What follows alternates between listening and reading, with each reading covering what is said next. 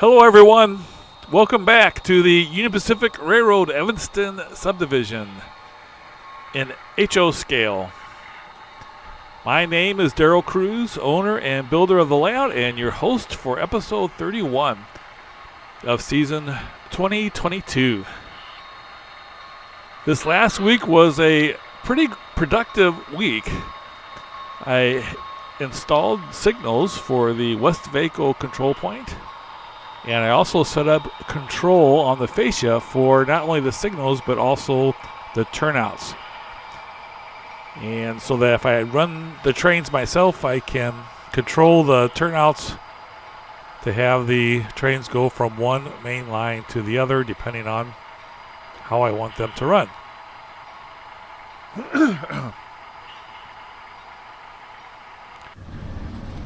So here's a little bit of a explanation and tutorial of how I did the signals. As you can see, I have a cantilever signal bridge there by Atlas for the two main lines. You can also see the second level up to this point. So it goes from the helix around the bend and then comes to the control point, which goes across the peninsula. And first of all, I have three buttons to control the turnouts. I can't see the turnouts, so we just have a little schematic here. The top button goes from track 1 to track 2. The middle button goes from track 2 to track 1, and then the third button goes straight through.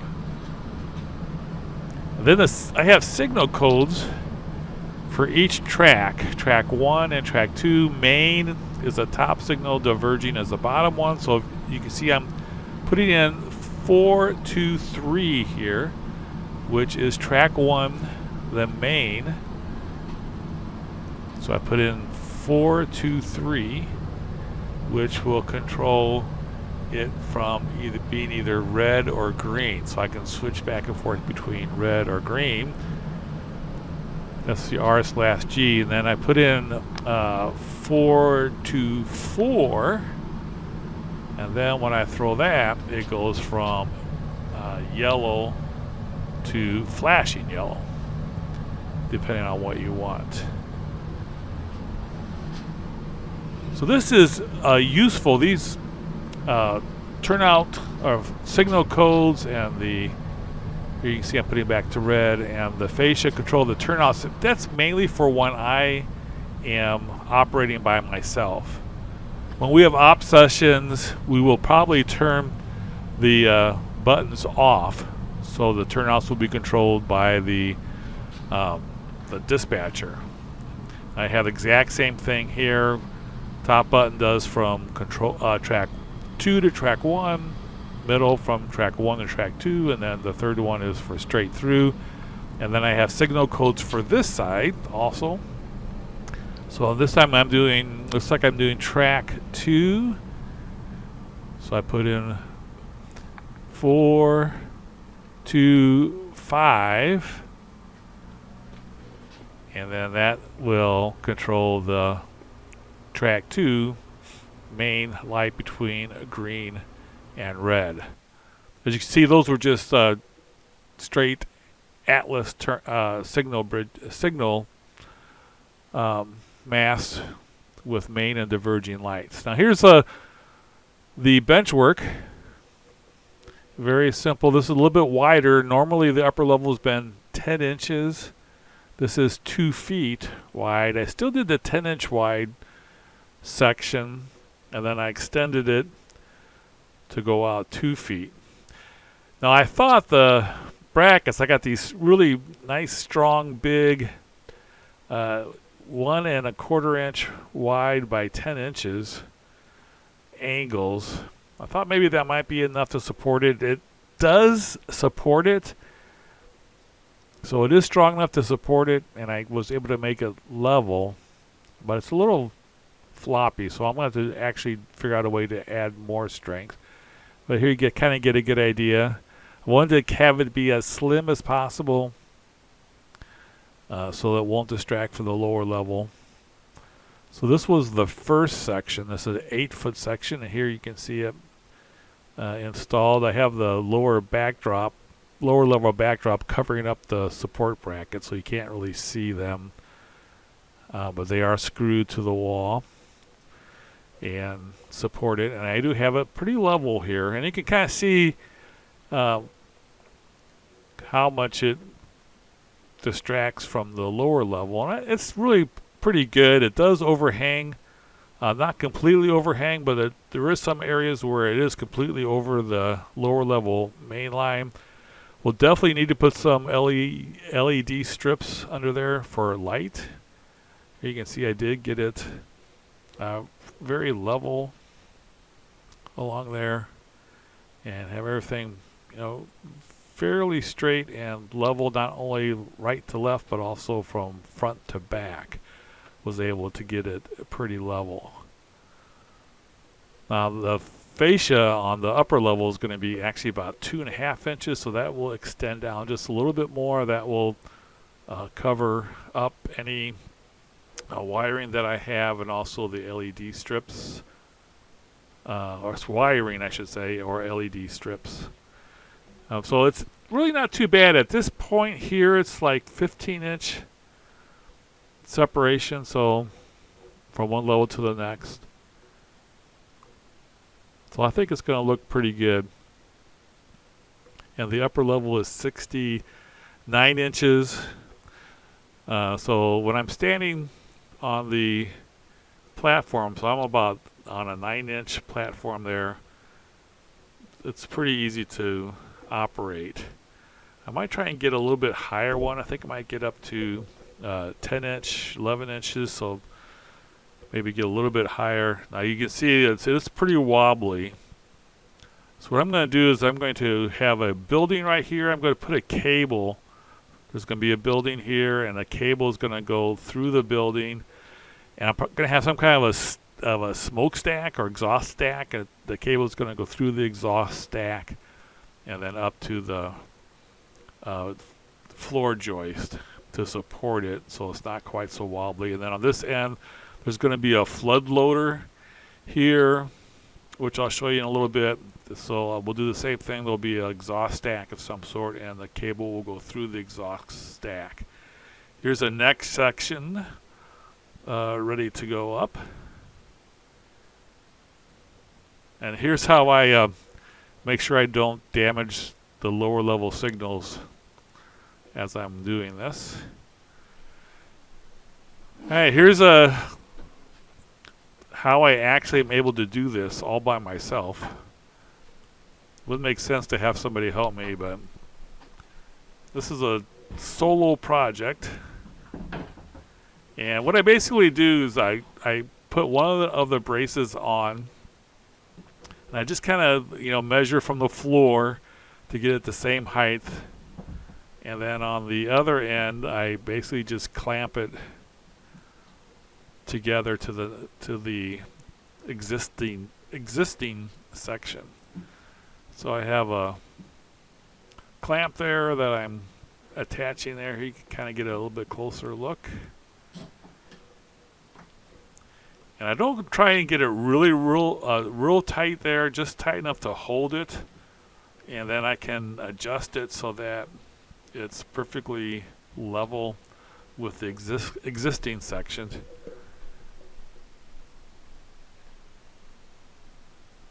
So pretty good. Then once I make sure it's even with the existing section, go ahead and put some screws in. And make sure I usually use 3 screws. I've only been using 2 when it's only 10 inches, but this is a little bit wider, so there's 3 screws holding the 2 sections together. And then I adjust the bracket that I put in there to begin with. I'll adjust that up and down then to make sure it's level, and then add the other braces in. So there's a brace every 2 feet, which aligns with the wall studs to support it.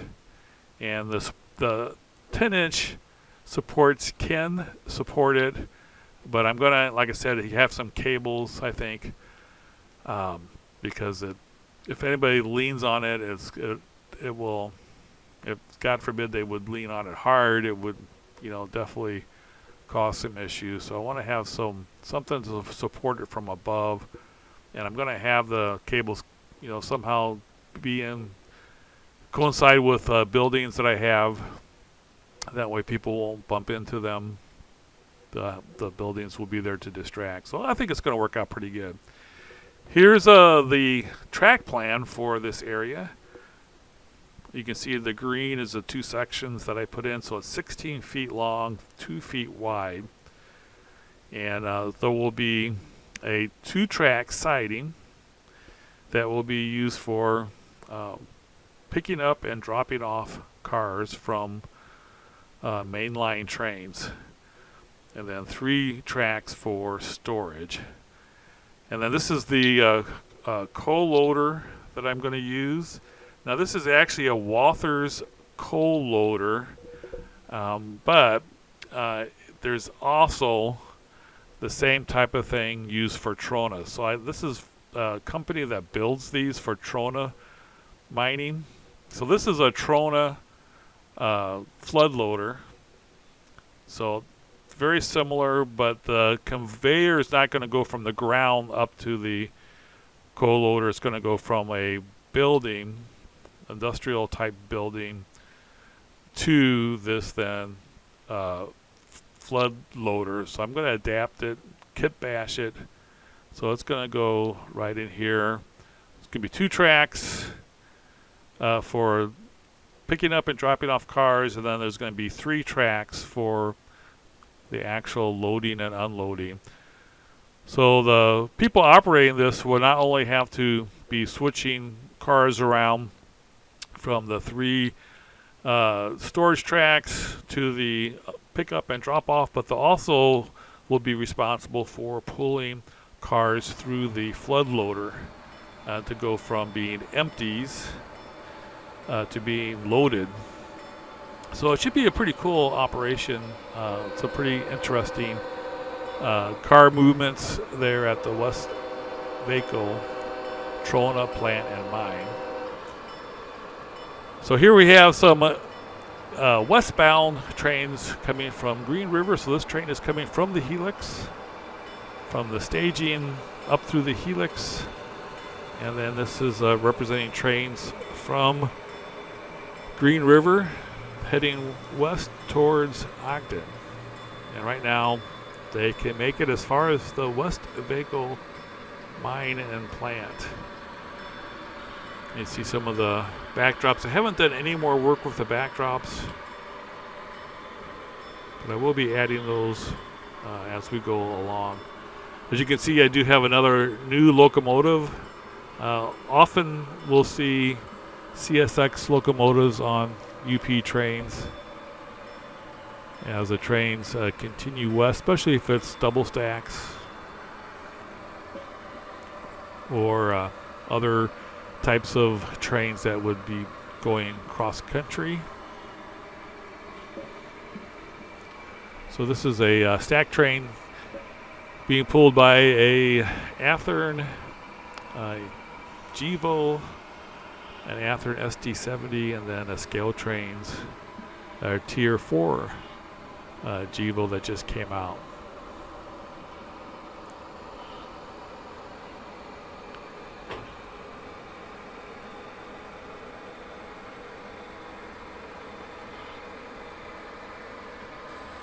These 3 locomotives had no problem whatsoever pulling a pretty long stack train, probably a 30-foot long stack train up the Helix. And now heading towards Westvaco on new mainline trackage just installed.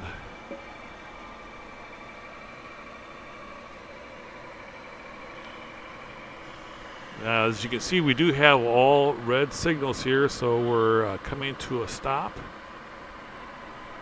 Here, looks like we have a train coming from the other direction.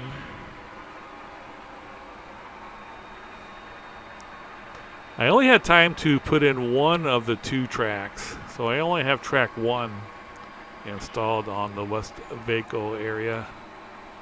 There, track 2 has a turnout that will need to be installed first before I go on. So I just did the track 2. So I'm using my turnout, my throttle now to set the signals. You notice the diverging signal, the lower signal for diverging is flashing yellow. So this local here will be able to pull across the control point, and they'll cross over from track 1 to track 2 to go around the stack train.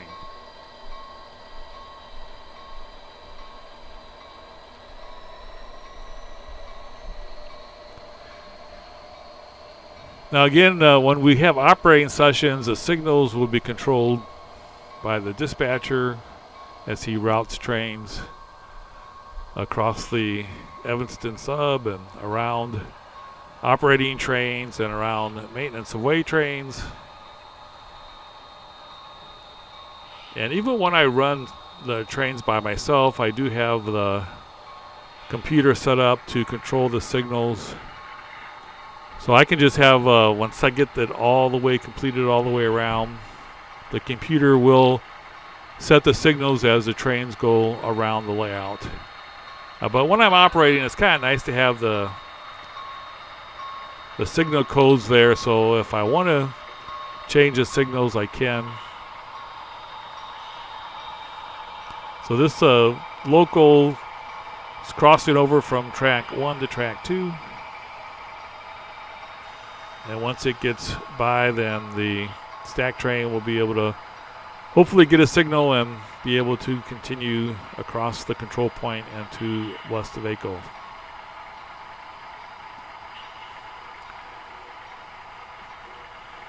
This is a shorter train of only about, I think, 22 cars is all, because that's all there was room for on the newly installed mainline track at Westvaco.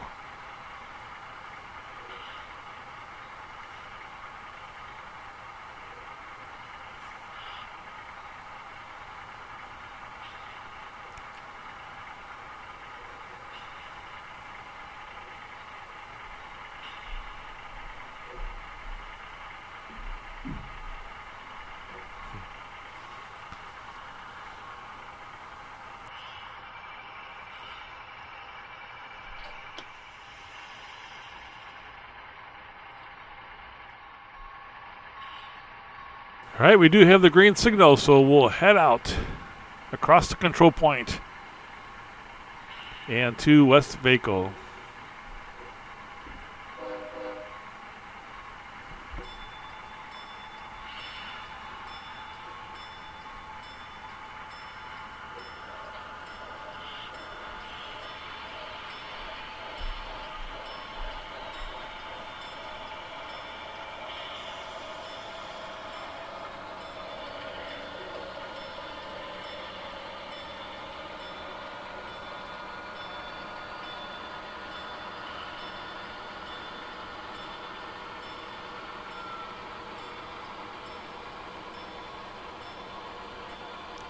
We are in the control point. Now we'll pick it up from the other side of the peninsula.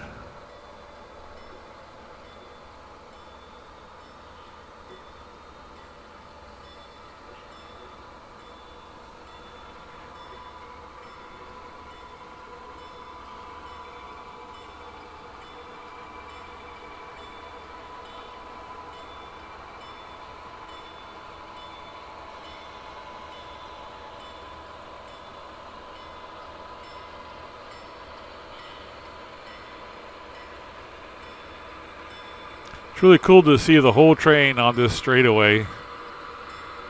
It is a long, long straightaway. 48 feet total.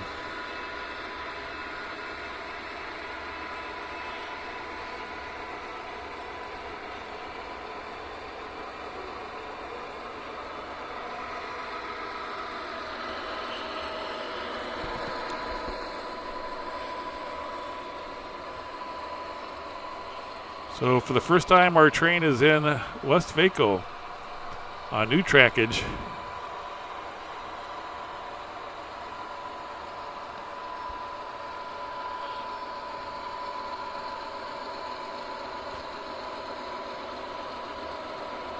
Not too bad.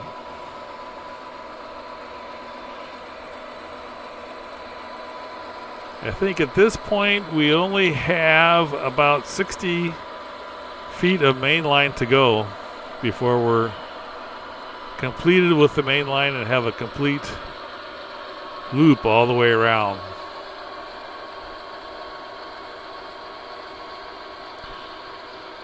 And that is the end right there. I don't have a screw to stop the trains, but that last section is dead. So this is as far as we can go. Thank you so much, everyone, for watching. Getting closer and closer to having the main line run all the way completed. Here's a look of the whole layout. The distance that we have yet to do. This upcoming week I'll be adding more track and doing some wiring. Stay tuned for that. Have a great week, everyone. Take care.